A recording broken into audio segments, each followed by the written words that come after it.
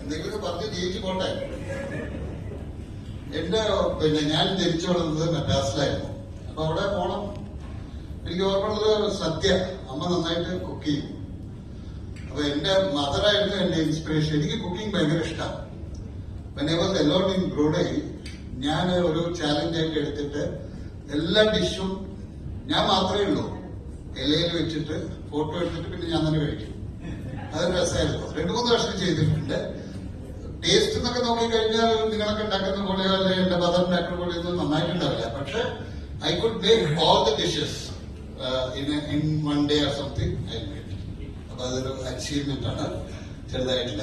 പിന്നെ ഉള്ളതെന്ന് പറഞ്ഞു കഴിഞ്ഞാൽ I came back to Kerala 86 വന്ന് ഇവിടുത്തെ അനുഭവം. Actually, Onam is the harvest festival. It has got mythology, Hindu customs and all.